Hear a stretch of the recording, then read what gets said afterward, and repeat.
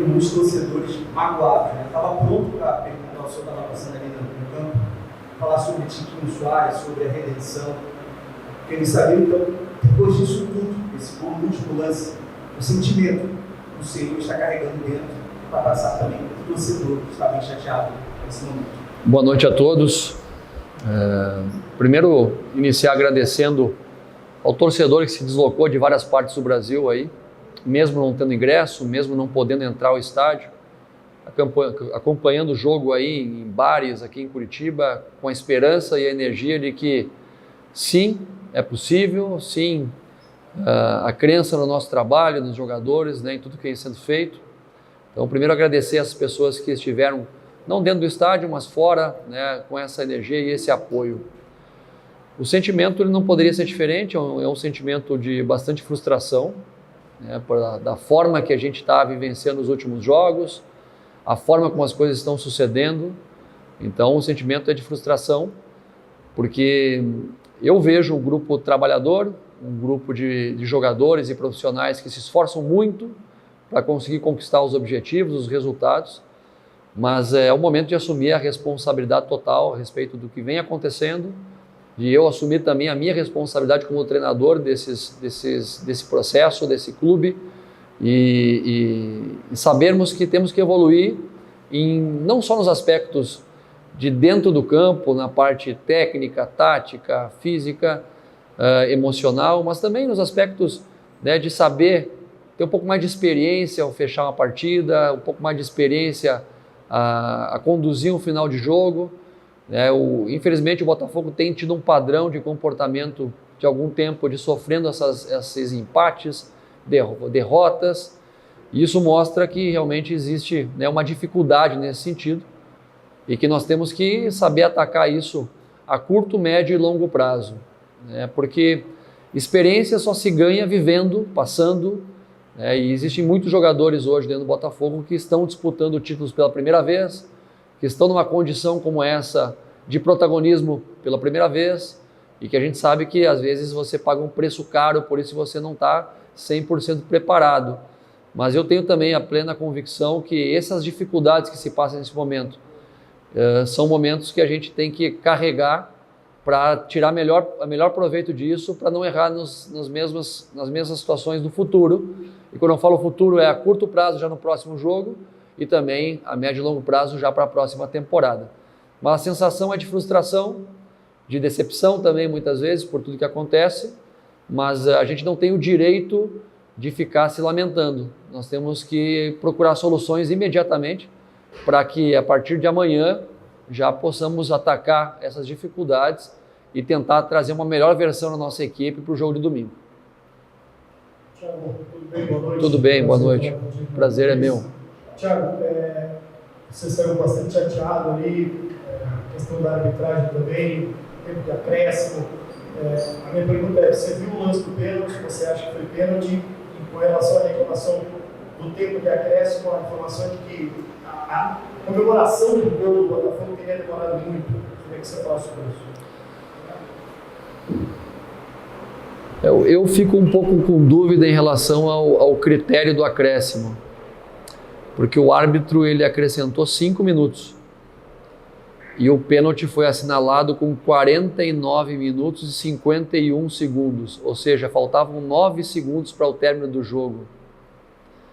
Então eu, dentro do meu conhecimento, eu não entendo qual foi o critério para o acréscimo, se faltavam 9 segundos para terminar a partida quando o árbitro assinalou o penal. E esse critério também já não faz sentido do acréscimo em função da comemoração, porque nesse caso ele também deveria ter acrescentado na comemoração do Curitiba após o gol de empate, coisa que ele não acrescentou. Então me parece um pouco óbvio, né, que se bate o pênalti e termina o jogo. Isso não tira de nenhuma forma a nossa responsabilidade em relação ao empate, né, do que aconteceu depois do sucedido, mas nesse critério especificamente eu não entendi o acréscimo, porque na minha ótica não havia por que acrescentar em função de 9 segundos que faltavam para terminar o jogo quando ele assinalou o pênalti. O pênalti eu não vi ainda o lance, né? Eu quero crer que foi, porque temos o VAR Eu não vi também os lances das 2 expulsões. Quero crer que o árbitro acertou, porque com a ferramenta de vídeo, imagino que seja mais fácil assinalar pênaltis e expulsões. Você tem um auxílio para isso, mas eu não vi nenhum dos lances, tanto da expulsão do Curitiba, a nossa e o pênalti ainda para poder afirmar com certeza. Boa noite.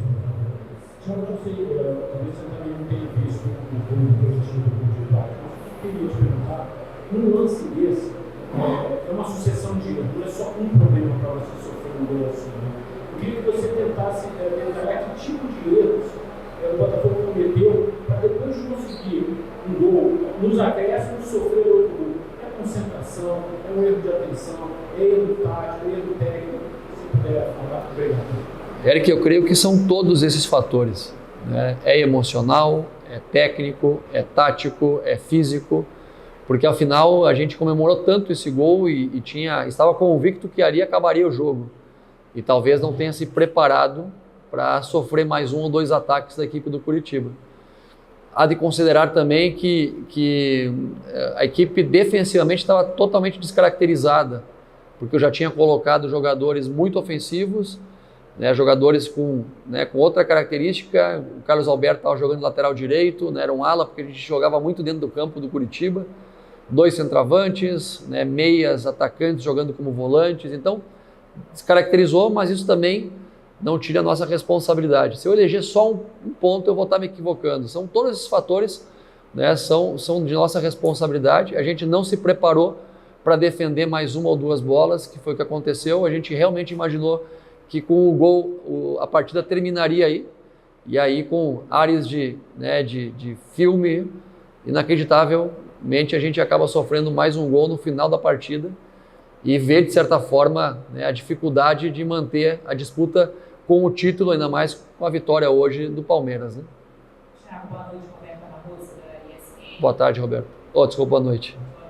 Você falou agora aí, parece um filme, é um roteiro cruel que a gente está vendo nessa reta final, para o torcedor que está acompanhando esse jogo do Botafogo, já esteve tanto tempo na liderança, e também para os jogadores, a gente vê ali, logo depois do gol sofrido, o jogador, o Adrielson no chão, enfim, as reações. Eu queria que você falasse justamente sobre esse roteiro, como tentar trabalhar a cabeça, né, dos jogadores e falar para o torcedor está muito chateado, porque vem aquela ponta de esperança e depois o balde de água fria, de novo, continua. Primeiro que nenhuma palavra que eu diga vai servir de consolo ao torcedor. Nada, eu não tenho capacidade de expressar ao torcedor nenhuma palavra que vá convencer ele de que ele pode realmente ter esperança. Porque é uma sucessão de fatos muito parecidos, né, de empates no final dos jogos, de viradas que aconteceram durante o campeonato, todo esse roteiro, né, que se desenhou, que realmente nada que a gente possa dizer vai convencer o torcedor que ele deve ter esperança nessa equipe. Somente o torcedor por ele mesmo, através da sua fé no time, né, talvez não em mim como treinador, talvez não nos jogadores, talvez não nos profissionais, mas na instituição Botafogo, que é uma instituição que está acima de todos nós, possa trazer esse pingo de fé e de esperança para que a gente possa continuar competindo, né? E para mim é uma novidade o que a gente está vivendo aqui. Em mais de 20 anos de carreira profissional, eu nunca havia sofrido uma sucessão de gols assim no último lance, no último minuto, em sequência.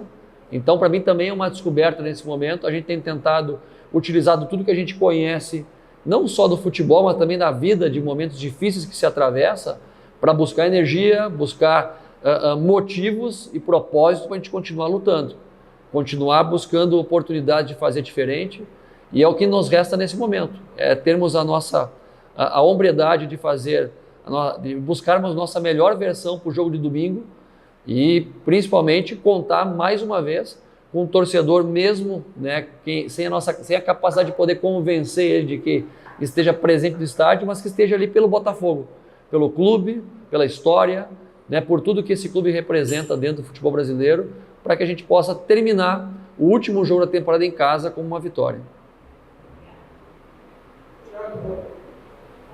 Tiago, boa noite. Eduardo Oliveira. Boa noite. Da Rádio Jovem Pan Curitiba. Eu gostaria de perguntar para você qual a estratégia a ser utilizada no meio campo, levando em consideração que o Eduardo levou um cartão vermelho está fora da partida contra o Cruzeiro, queria que você falasse um jogador que vem sendo muito importante para a temporada do Botafogo, Eduardo.